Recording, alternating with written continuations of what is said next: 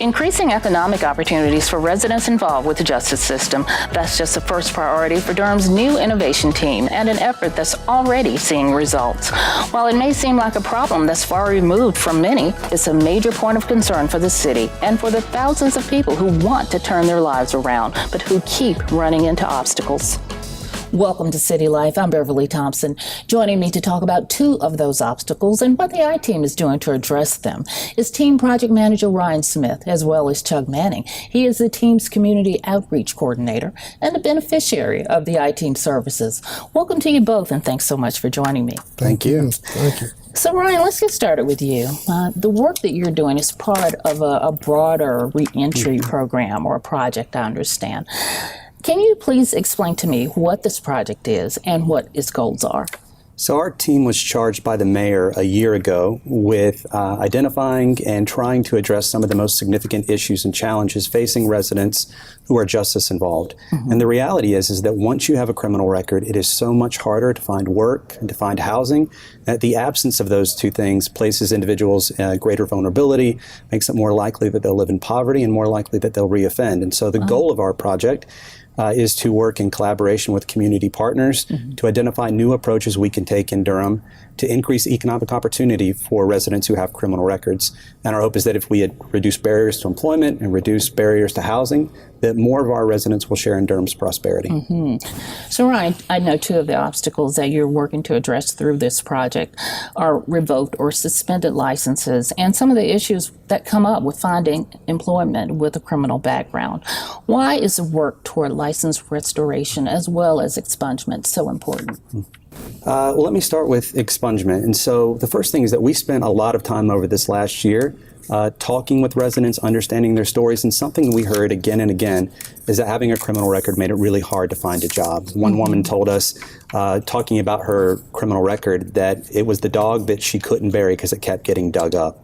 And the getting dug up is a criminal background check. And so individuals who have this record, who apply for jobs, find it so much harder to find employers who are willing to give them a second chance. Now, the good news is, under changes in state law, there are more charges than ever that are eligible today to be expunged.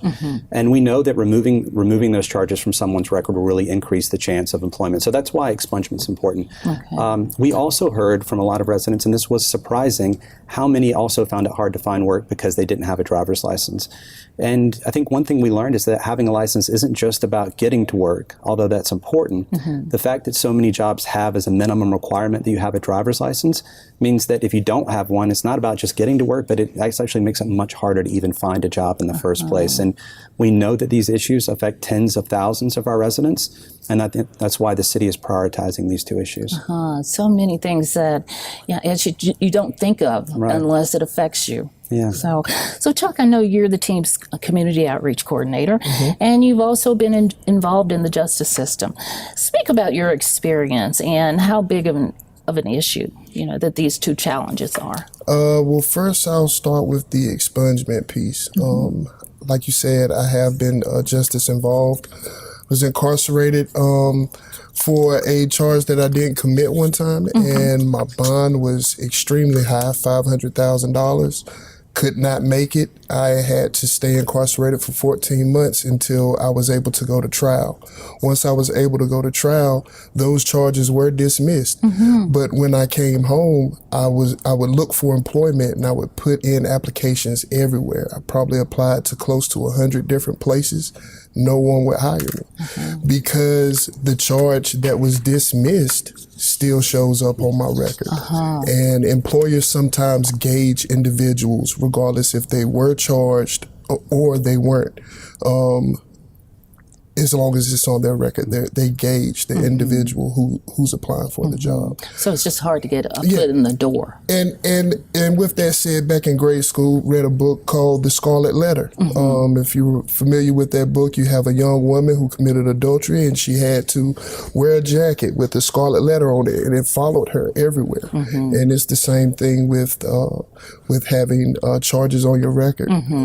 They follow you everywhere you go. The second part of that about the license, a lot of entry-level positions require that you have a driver's license. And if not that entry-level position, maybe the level up, So if you find a job that doesn't require, if you're trying to have some type of upward mobility, it's going to be hard to move anywhere. You'll be stuck at that entry-level position. And not to mention just getting to work. Getting to that job. Yes, because, and with a job, also, there's a probationary period. I mean, I've been working here at the city now for close to a year, and I've only missed one day. I know how important punctuality is, and I know that employers appreciate someone who's on time and in the right frame of mind to perform a task. And when you're looking for a way to work and you're stressing, how am I going to get there? How am I going to get back? You're not in the right frame of mind to perform at your full capacity at that job. Right, well said. So, Ryan, who is most impacted by these kinds of issues or barriers? So the short answer is a lot of people, more people than you think, and disproportionately people of color. But let's start with driver's license. So according to the Department of Motor Vehicles, 46,000 Durham County residents have a revoked or suspended license. So that's 20% of the adult population in Durham County, and 80% of those are people of color. So the racial disparities are really staggering. On the expungement front, we know that tens of thousands of Durham residents likely have charges that are now eligible for expungement, but it's very hard for low-income residents to get the legal assistance they need to afford to get those records expunged. Do you know what time period that covers? I mean, for that many for the people? 40, so that was, as of this last November, that was that period of time, there were 46,000 Durham residents, according to the DMV, that had a revoked or suspended license. Wow, that's amazing. So, Chuck, from your perspective, why are Black and Latino men most likely to be impacted by license suspensions, and what is the impact on these two groups? Let me start off just yesterday. I was going to speak to some students about racial equality and other issues. On the way there, I had to ride through this campus on the university. The police jumped behind me twice while I was looking for the place where I was supposed to speak at. I think that it has a lot to do with racial profiling a lot of times. The numbers, they basically speak for themselves. 7,000 Black men, and that's excluding Latinos. These are just Black men, are pulled over for speeding, which leads to a suspended license, whereas 1,500 white men are pulled for the exact same thing. When white men are the majority and Black men are the minority. Somewhere those numbers just don't add up. Even if you look at them big picture, not right. just neighborhood to neighborhood. Right. So, yeah. So, Ryan, the primary work that you've been doing since last October has been focused on driver's license restoration. What have you been doing to address that? So last fall, we partnered with District Attorney Roger Eccles in his office to do a different kind of driver's license restoration program. So when these programs have been done in other parts of the country, they typically require individuals show up in person at the courthouse, take time off work, wait in long lines to find out if they're eligible. And it also requires that people trust that going down to the courthouse isn't a trap. So we asked Roger Eccles if he was open to trying something new. And so last fall, we invited residents to apply by text message or email. They would email or text in their full name and date of birth. And that's all they had to do. The DA would then review those records to find out if they had charges that were eligible for assistance under the program. The criteria was individuals had to have a suspended license for more than a year and a half, and that the charges could not include a DWI. And over that 2-week period, 2,500 people applied. The DA's office reviewed all of those charges and dismissed old charges for 500 residents. There's 2,500 charges for those 500 residents. That's amazing. And then we also identified unpaid fines and fees. A lot of people owe fees from a decade ago. And we have been working since then with the North Carolina Justice Center and other legal providers to provide free legal clinics in the community where volunteer attorneys meet with residents to understand why they can't pay, to document inability to pay. And this summer, we're bringing those cases to the courts to ask judges to consider waiving those fines. It's amazing. It's an amazing, and it's a real community effort because it's made possible by the Justice Center, by the North Carolina Pro Bono Resource Center. It's made possible by our district attorney, Roger Eccles and Josephine Davis, and then by so many other people, so many people who have volunteered time at these clinics, private attorneys. So it's really taken a community effort. and which is great because there's so much more work to be done. Wow, talk about a life-changing project. Yeah. It's amazing. So Chuck, I know you had your own license suspended and got it back through this program, actually. Yes. So that's wonderful. So why was this the avenue that you chose and you got your license back? I really wouldn't say this is the avenue that I chose. I really feel like this program was heaven sent. For an individual like myself, I work every day. I'm starting up a catering company. I've been doing that for about 3.5 years now. And I have children. I just could not afford to get my license back. And now that I have them back, I'm able to, go visit my daughter who stays 2 cities over in Oxford. I'm able to hitch my own grill and drive to events, whereas before I would have to pay a relative $60 just to hitch my grill and take me. So now I'm able to really see the profits from my business, and I'm able to make it to work on time and see my family on a regular basis. Oh, that's wonderful. Yeah. Congratulations. Thank you. That's wonderful. So what was your impression of the whole project? I mean, what did you think about it? Like I said, I think it was heaven sent. I like the fact that they eliminated the courthouse and people having to go there to apply for this program.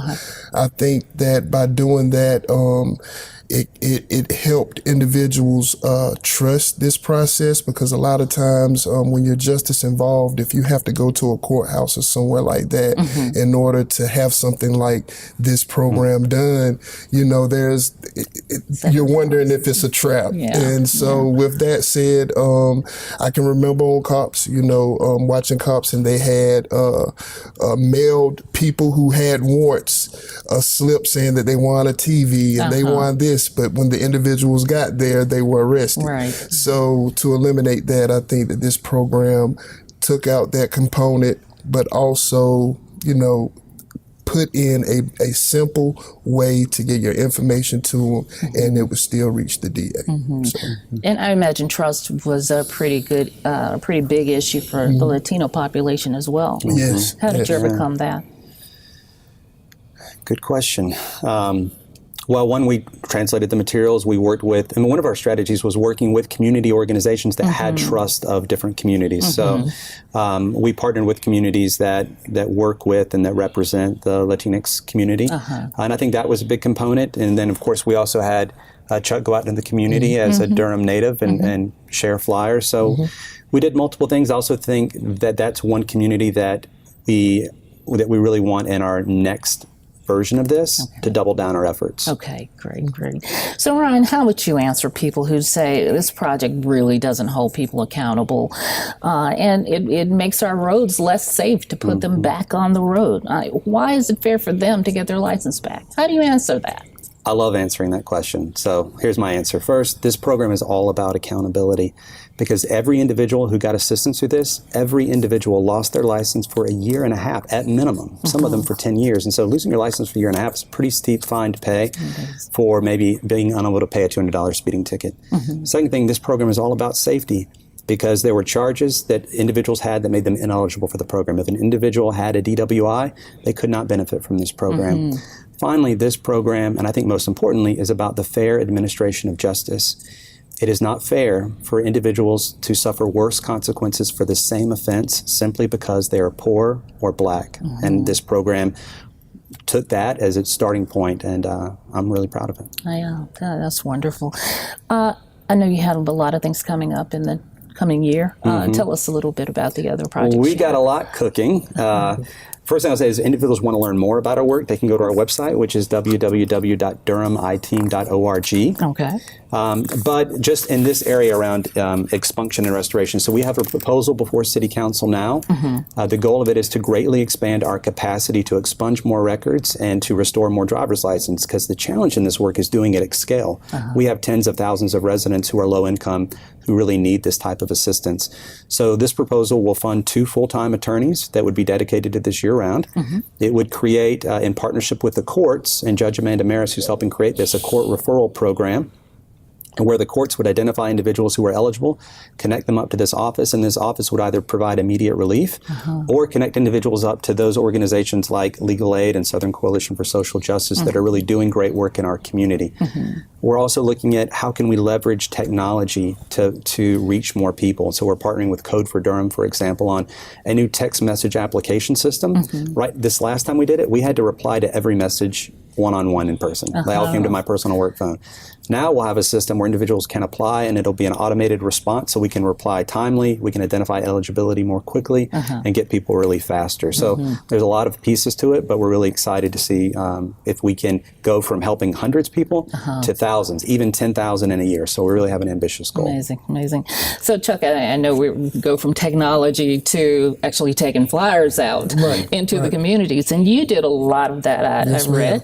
And tell us a little bit about how that worked and how that helped to build trust. Well, I owe that all to the innovation team for them trusting in an individual like myself who is community-based. I do a lot of work in the community as far as like cooking and service work, and I'm well known and I'm trusted in the community. And with that type of credibility, I feel like individuals trust the process a lot more. And I was actually out there on foot. Like I went in these communities where I know that less fortunate people lived, poverty-stricken people lived, people who really needed this service.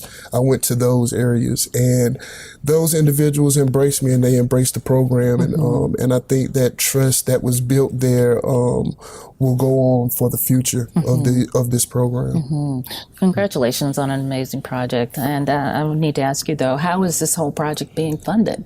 So our team's work is funded by a 3-year grant from Bloomberg Philanthropies, and that fund pays for all of our salaries and all the operational expenses for this work. In addition, the city set aside funds that are to be used directly to test new ideas that will benefit residents. And so when we talk about expanding our expunction and driver's license restoration capacity, that program would be funded by those dollars that have been set aside by the city. Okay. And you already mentioned it, but if someone wants to find out more about the program, how do they do that? They can go to our website, so it's www.durhamiteam.org. Again, thank you guys for joining me. This is one of the most, I think, life-changing projects the city's done in a while. And congratulations on making it work. Thank you so much. All right, thank you. Well, that does it for City Life. Don't forget to watch us on social media. Watch us on the Durham Television Network and on YouTube. And follow our podcast on iTunes. I'm Beverly Thompson. Thank you for joining me to learn more about City Life in Durham.